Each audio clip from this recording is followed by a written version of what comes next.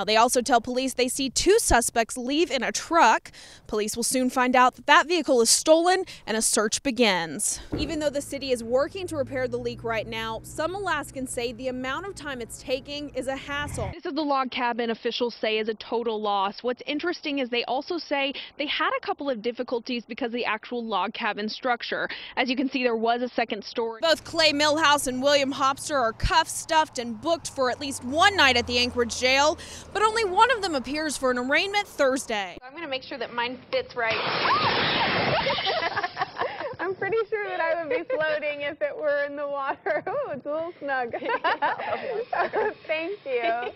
So now that I know my life jacket fits, we're going to take a look at your weekend weather. An accidental shooting in South Anchorage leaves one man in the hospital and another in police custody. Good evening, I'm Victoria Taylor. An early morning fire in East Anchorage leaves at least one dead and another injured. Live from the Anchorage Greek Festival, crews are still setting up behind me, but in just a few hours, this is going to be the place to be to have an opa of a good time. Right now, we're going to head downtown where your Alaska Link's Derek Smith is live at Town Square Park for Fire and Ice. Derek, how's it going down there? Good morning, Alaska. I'm Victoria Taylor saying Happy Tuesday. Less than 1 year since Governor Sean Parnell signed Senate Bill 21 into effect. Officially known as the Make Alaska More Production Act, oil and gas executives say Alaska is well on its way to an energy renaissance. Areas of town like this hot spot for partying, where several bars are located, did see a decrease in the number of OUI arrests. But that may not be the case for every area of Anchorage. It may look like I need to clean out my trunk, but the truth is, if I were stranded overnight, the key to my survival may be in my back seat. Both Mike and I are wearing pink today. Obviously, one of us wearing it better than the other. It's because it's Breast Cancer Awareness Month. First of all, Stevie, I want more of that singing. What's it going to take to get a little bit more of that? Must be funny in a rich man's world. And she makes ABBA sound so fantastic. But not every Ready Report was from another driver. One actually came from someone working at a drive-thru at a fast food restaurant. I'm Victoria Taylor with your Alaska Link. What's the vehicle at the next location? Tow truck drivers like Chris McDonald are busy. 3 days after the first measurable snowfall of the season, drivers are still adjusting to icy roads. One Midtown street set the scene for many car accidents Wednesday. This is my first accident. I've been driving here for years and years. The police officer told me they'd already sanded it once earlier and that they'd already had one accident today, but this guy was spinning out of control. This hill is dangerous. Just before 9 a.m., an SUV heading east on that same hill lost control and collided with 2 other cars. Inside, a 4-year-old boy and his 6-year-old sister are ejected from the car and taken to the hospital. Even with the gravel and sand mixtures spreading onto roads across the city, one driver says it's not enough. The city needs to do something about it. If they're going to sand it, they need to sand it more aggressively, or de-ice it, or shut it down. According to some state officials, there's only so much maintenance they can do before Mother Nature's curveball shows up. If we do have a lot of freeze and thaw type of activity, as you're aware, then sometimes that gravel or sand will go below the water on the surface and then sink into the ice below. Even though tow truck drivers are navigating from accident to accident, officials say the number of weather-related accidents decrease throughout winter. Reporting in Midtown, Victoria Taylor, your Alaska Link. When I saw the flames shooting like 20 feet in the air. It's a homeowner's worst nightmare. A 2-story fourplex on San Juan Circle engulfed in flames. Me and my wife were at home when this happened. Families like the Lindermans left devastated as they stand and watch firefighters spray down what was once their home. The blaze broke out around 2 p.m. Monday. By the time fire trucks were on scene, 75% of the building was burning. We had a partial collapse and part of the roof hit a firefighter, but he appears to be not injured at this time. Along with flames and thick smoke, neighbors and residents reported hearing loud booms, which according to AFD were most likely caused by propane tanks on a deck of one of the units.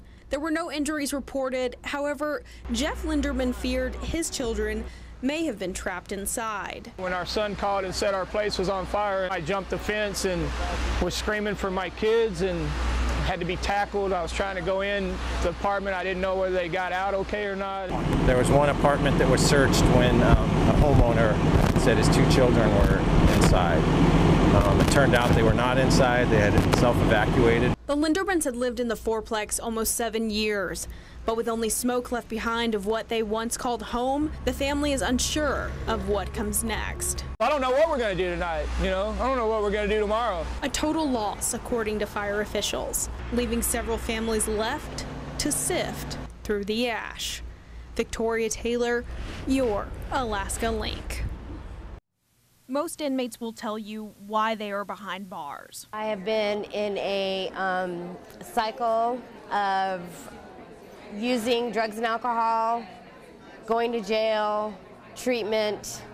I've just been in that. I've been cycling through that for quite a while. Choices put these women in prison, but different decisions could change their life outside the barbed wire fence. I was told a long time ago that if I wanted to change my life, I'd have to put just as much time and energy, effort into my new life as I did in my addiction. And I remembered that, and that's what I do today. Donna is an alumni of the Success Inside and Out program at Highland Correctional Facility, the only female prison in Alaska. Now in its 8th year, the program is designed to teach women how to live healthy lifestyles when their time is served. So we have set up sessions for them that they can sign up for, how to write a resume, how to do a job interview, where to look for a job, how to keep the job once they've gotten it. Inmates with less than 1 year before their release spend an entire day learning life lessons. From fitness to fashion and budgeting, classes are taught by professional women. Some prisoners say this program feels like open arms from the community. They don't have to do this, and I really appreciate that. It makes us feel like we're wanted in the community, you know, that everybody cares and is supportive of us. Almost 46, and things have been falling downhill, and these classes and tools that we're getting here are fabulous. There may not be hard data for how successful the program is right now.